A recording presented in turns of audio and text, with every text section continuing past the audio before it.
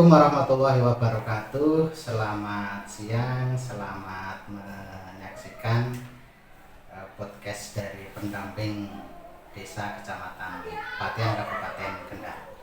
Perkenalkan, nama saya Nasoka, pendamping lokal desa dari Kecamatan Patean Kabupaten Kendal. Dalam hal ini saya akan mewawancarai Bapak Kepala Desa, yaitu Desa Sidokumpul, Kecamatan Patean Kabupaten Kendal. Dalam hal ini Bapak Kepala Desa atas nama Bapak Ari Rimbawanto. Baik, selamat siang Bapak. Selamat siang. Kita ngobrol-ngobrol terkait dengan dana desa Bapak.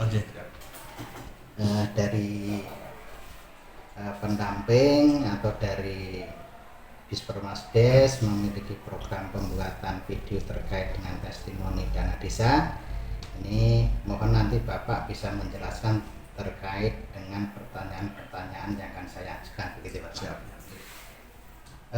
Untuk menyingkat waktu, baik yang pertama, pertanyaan pertama, mohon untuk Bapak Kepala Desa menjelaskan tentang profil desa dan kegiatan-kegiatan pembangunan di Desa Sidokumpul khususnya pada tahun 2022.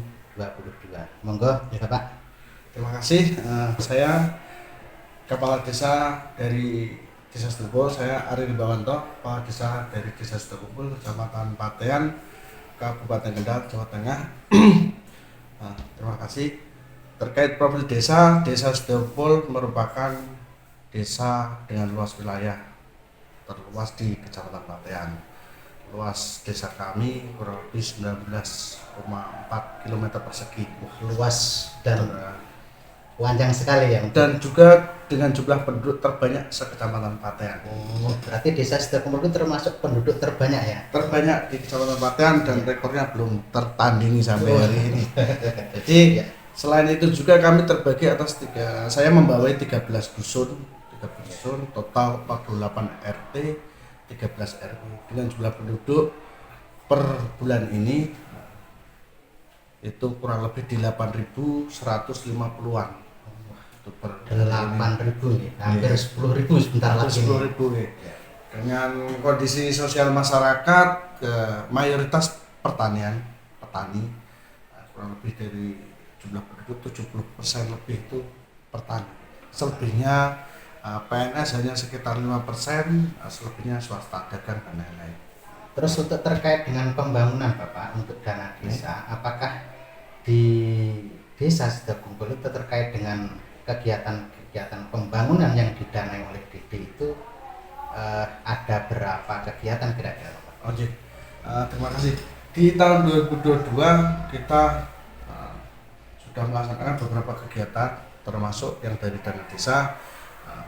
Per bulan ini setelah perubahan APBDes terakhir ini, yang pertama kita sesuai dengan Perpres 104 ataupun acuan yang dari Perpres 104 yang mana kita sudah melaksanakan BLTDD 40% atau lengkapnya 40,1 sekian. Selebihnya kita 20% untuk ketahanan pangan. Di situ kita bangun irigasi di dusun Kalikunal, juga ada juga jalan pertanian di Jumblung Pabengan, juga di Cipluk Barat. Selebihnya juga PPKM yang 8% itu separuh kita sudah realisasi, yang separuh kita refocusing karena saya kira COVID sudah mereda. Maksudnya untuk refocusingnya itu karena ada perubahan anggaran itu ya Pak? Ya, di anggaran perubahan kita rubah untuk kegiatan ketahanan pangan, termasuk di situ melanjutkan jalan pertanian yang kemarin belum selesai karena kemarin kan ada batas maksimalnya 20%. Jadi untuk perubahan ini kita fokuskan ke pertanian itu lagi, menyambungkan jalan itu. Itu untuk kegiatan-kegiatan pembangunan terkait dengan desa ternyata banyak juga untuk desa. Alhamdulillah banyak itu. Nah, kira-kira anggaran dari keseluruhan yang ada di APBDes Desa Sidokumpul itu kira-kira berapa miliar? Terus khusus untuk DD sendiri kira-kira berapa miliar juga Bapak? sampai hari ini di perubahan terakhir ini kemarin karena ada beberapa perubahan itu termasuk di pendapatan hasil pajak, bagi hasil pajak juga restribusi itu juga ada tambahan juga dari ADG. Pokoknya total untuk yang dikelola yang masuk di belanja desa di APBDes itu 4.415.000.000 sekian. Banyak juga ya Pak, 4 miliar. 4 miliar itu diantaranya dari dana desa itu 1.287.840.000 rupiah. Jadi 1,2 miliar. Kalau di persentase kurang lebih ya 20% dari total yang dikelola yang dibelanjakan desa di APBDes itu 20%, kurang lebih 20%-nya dari dana desa. Ya. Ini untuk anggaran berarti untuk desa Sidokumpul itu lumayan banyak ya selain gede ya Bapak. Untuk pertanyaan selanjutnya Bapak, apakah kemiskinan ekstrim itu juga menjadi kewenangan desa dalam hal penanganannya Bapak? Intinya untuk penanganan kemiskinan ekstrim. Ya. Sudah tentu kalau terkait kewenangan memang itu kewenangan desa, termasuk kewenangan desa. Karena apa? Desa adalah lapisan pemerintahan paling bawah yang bersentuhan langsung dengan masyarakat, Jadi kita tahu kondisi benar-benar di lingkungan atau di desa kami, mana yang harus diprioritaskan, mana yang harus kita selesaikan dulu. Memang desa di situ paham betul karena yang membawai dan bersentuhan dengan masyarakat langsung. Dan harapannya tidak salah sasaran begitu ya? Tidak salah sasaran, makanya diserahkan ke desa yang menjadi kewenangan desa. Kita bisa melakukan kegiatan-kegiatan ataupun program-program yang mana untuk pengentasan kemiskinan itu bisa tepat sasaran dan sesuai yang dibutuhkan di masyarakat itu, disesuaikan dengan masyarakat. Iya, terima kasih. Untuk selanjutnya Bapak terkait dengan kebijakan di desa Sidokumpul khususnya di tahun 2022 ini, bagaimanakah kebijakan desa di tahun 2022 ini terkait pengentasan kemiskinan, kebijakan yang dilaksanakan. Jadi programnya ya, kalau programnya di 2022 ini kita selain BLTDD juga kita mengupayakan untuk bedah rumah. Bedah rumah tidak hanya dari dana desa, kita juga berupaya dari provinsi juga aspirasi juga. Bedah rumah yang dimaksud itu RTLH rumah tidak layak huni itu karena kita terbiasa familiar dengan bedah rumah. Padahal itu ya ada RTLH, ada BSPS, juga ada program lain. Intinya satu kita untuk pengentasan kemiskinan, saya ulangi lagi berarti terkait BLTDD untuk membantu masyarakat karena masyarakat bawah juga untuk kebutuhan pokok kadang terbantu dengan BLTDD itu. Bedah rumah juga kita upayakan sanitasi termasuk air bersih juga karena itu memang harus sinkron antara kebutuhan pokok termasuk air itu juga kebutuhan pokok untuk mengentaskan kemiskinan ekstrim. Terus ini berarti untuk kebijakan-kebijakan terkait pengentasan kemiskinan itu dari desa itu sebenarnya sudah berusaha semaksimal mungkin Pak untuk dalam mendukung program pemerintah terkait dengan pengentasan kemiskinan.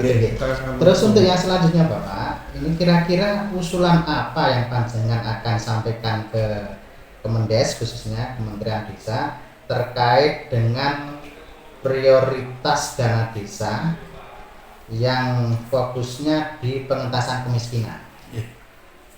Usulan-usulannya begitu Bapak.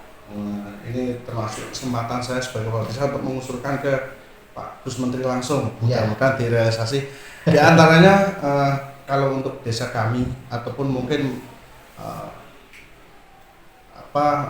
perwakilan dari mungkin sama suara kepala desa, poinnya satu terkait kemiskinan itu biasanya terkait bantuan.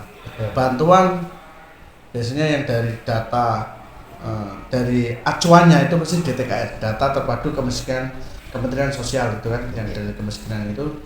Jadi mohon untuk Pak Menteri melalui jajarannya ke bawah sampai tingkat verifikator untuk dibenahi karena dari desa melalui verifikator TKS sudah sering membenahi terkait dana data DTKS, data penerima data terpadu tersebut karena semua kebijakan dari kementerian itu bantuannya pasti kiblatnya ke DTKS. Ketika warga kami tidak mampu tapi tidak masuk ke DTKS itu tidak bisa tercover. Makanya mohon Pak Menteri bisa merubah ataupun itu bagaimana itu dibenahi dari hulu sampai hilir semuanya terkait data DTKS itu bisa dibenahi karena itu sangat penting, segala bantuan acuannya itu karena harapannya itu satu.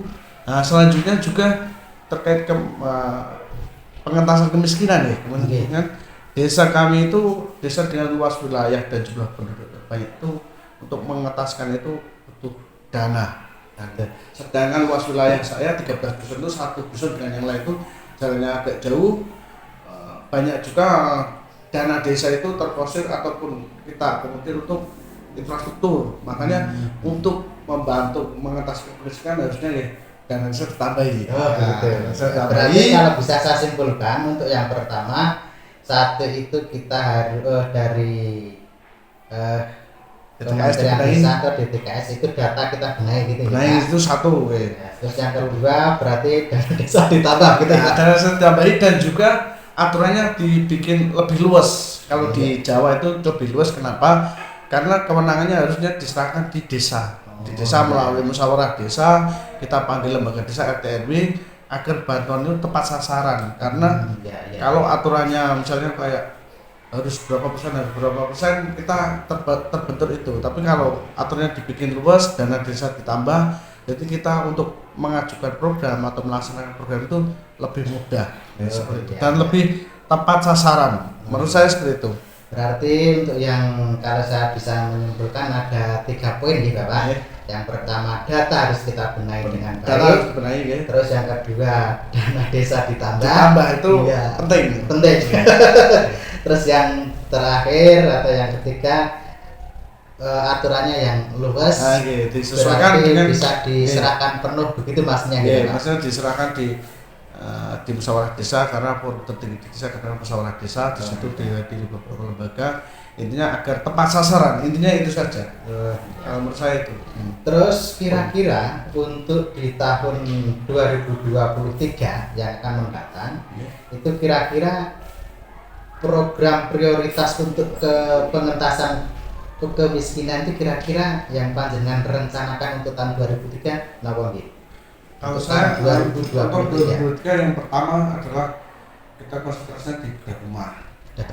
Ya. Karena termasuk sandang pangan papan itu kan pokok kalau di Jawa itu termasuk rumah juga.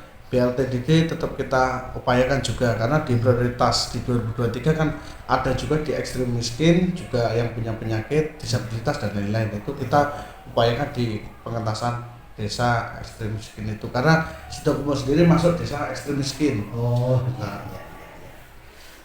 Baik, untuk yang selanjutnya begini Bapak, untuk yang selanjutnya ucapan terima kasih kepada Gus Menteri, dalam hal ini adalah Menteri Desa.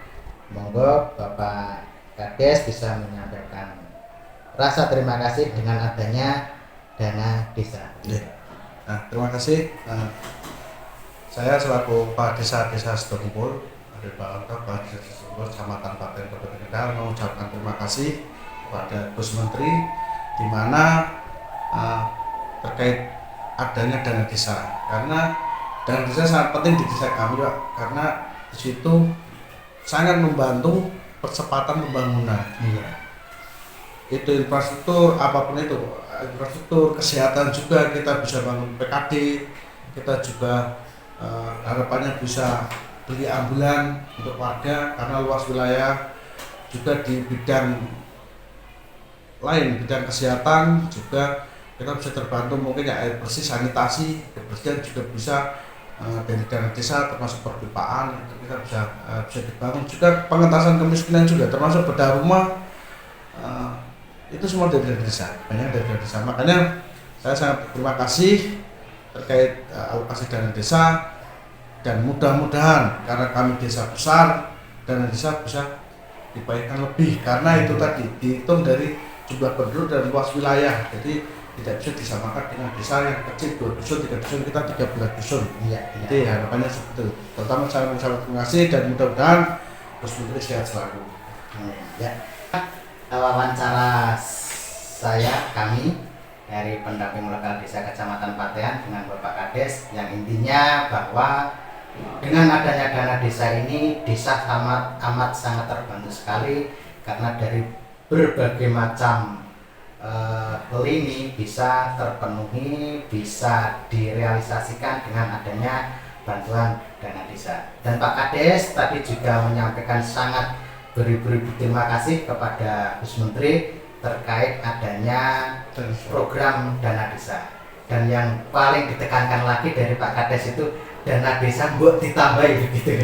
Ya, saya kira itu yang bisa kami sampaikan. Kurang lebihnya mohon maaf. Assalamualaikum warahmatullahi wabarakatuh. Terima kasih.